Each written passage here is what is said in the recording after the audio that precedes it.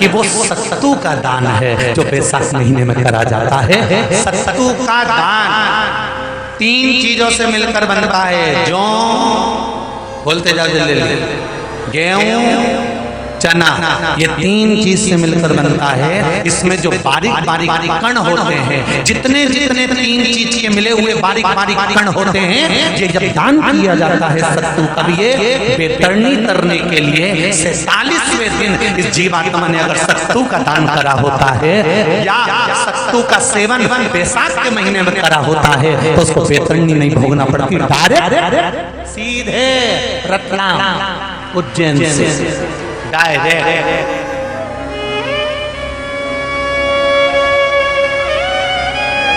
किस किस के यहाँ बनता है सत्तू?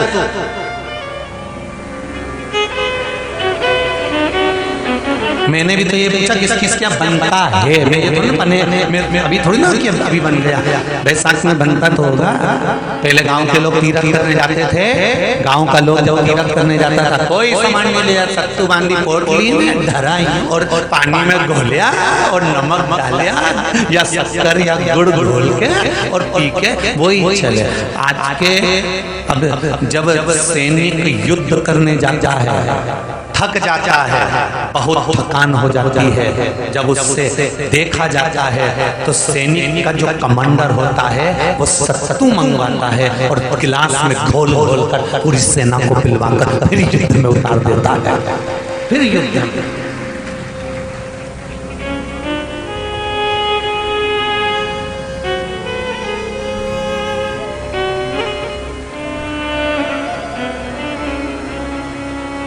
साधारण नहीं है महाराज।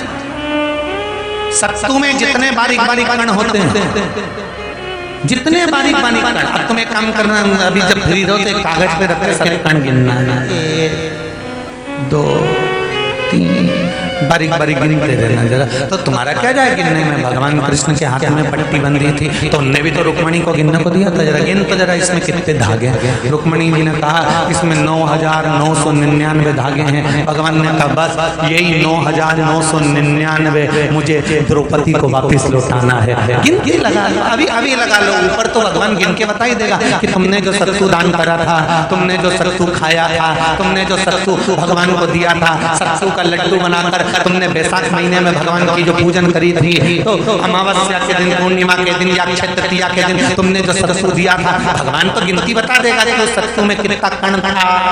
और अगर नहीं बताए तो तुम आंदोलन पे बैठ जाओ। क्या मैं बताओ पहले हमने कितना सत्तू दिया था, उसमें कितने कण बताना पड़ा।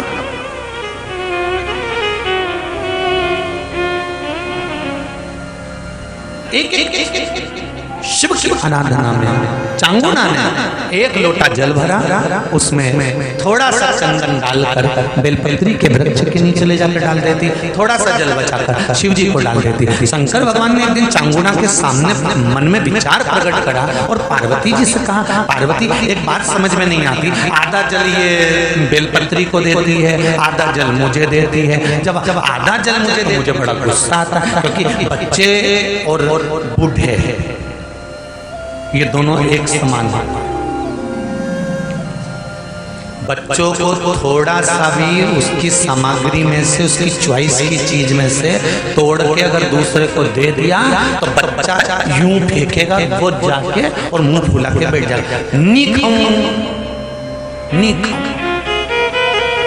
माँ समझाए था रही भाई है होगा, नीचे मत को ऐसा भाई जो मेरा ही हिस्सा खा जा, मुझे तो पूरा ही। फिर मां अंदर जाएगी, फ्रिज में से वापिस पूरा की पूरा आम निकाल के लाएगी और आम देगी, ये पूरा है, चक्कू से कटा नहीं दे, छोरा भी है वाला पूरा घुमा खाएगा।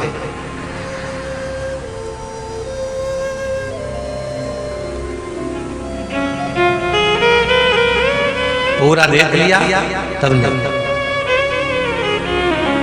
बच्चा ऐसे ही बुजुर्ग व्यक्ति होता है, बूढ़ा, पति को भोजन दिया तो उसमें चटनी रख दी, जीरामन रख दिया, पापड़ सेक के रख दिया, और बूढ़ा व्यक्ति जब भोजन करा तो उसमें सही नहीं, तो बूढ़े की निगाह में तो आ ही जाता है कि बताओ अपनी तो वैल्यू बेच गई। तो बच्चे के मन में और बुजुर्ग के मन में आ जाता है, बच्चा और बूढ़ा एक साथ। भगवान ने कहा ये आधा जल कहाँ डोल के आती है। पार्वती जी ने कहा उसके संतान नहीं है, इसलिए वो बेलपत्री की भी आराधना करती है और आपकी भी आराधना करती है। ठीक है,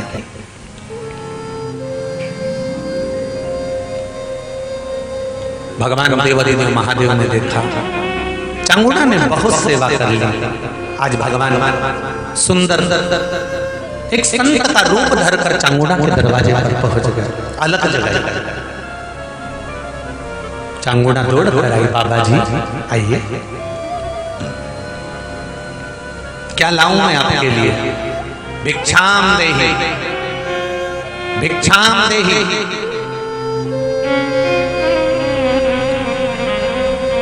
बाबा ने सब दूर से भिक्षा ली और चांगुड़ा जैसे ही परात भरकर रानी चांगुड़ा देवी खूब सारा सामान लेकर आई तो बाबा ने मना कर दिया, मैं आपके हाथ की भिक्षा नहीं ले सकता, मुझे नहीं लेना है।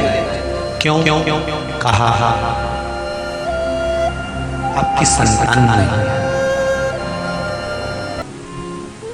आपकी औलाद नहीं है, संतान नहीं है। और अगर आपकी संतान नहीं है तो आपके हाथ की भिक्षा लूंगा तो मैं भिक्षा लेकर जाऊंगा कहां? मुझे आपके हाथ की भिक्षा नहीं चाहिए। इतने में चांगुड़ा उस संत के चरण पकड़े और संत के चरण पकड़कर चांगुड़ा कहने लगी, देखिए बाबा जी, जन्म मरण और परण ये तो तीन देवादिदेव महादेव के हाथ में है। संतान देना और ना देना ये शिव जी के हाथ में है, शंकर के हाथ। एक पत्र में लिखा है,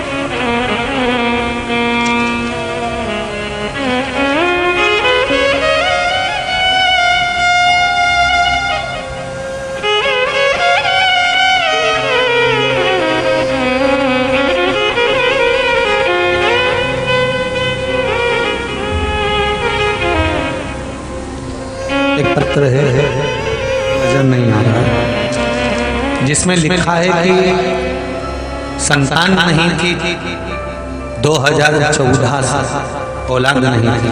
जिसने भी लिखा होगा पत्र,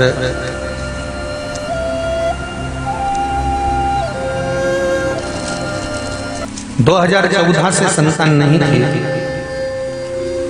सारे इलाज करवा लिए, डॉक्टर को दिखा लिया, पर संतान का सुख नहीं था। गुरुदेव तब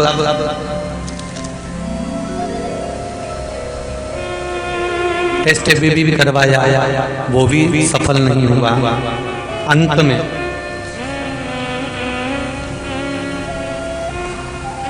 जिसने भी पत्र लिखा हो, अगर वो यहाँ बैठे हों तो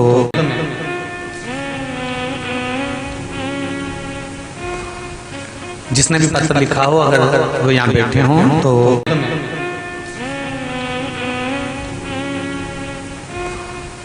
जिसने भी पत्र लिखा हो, अगर वो यहाँ बैठे हों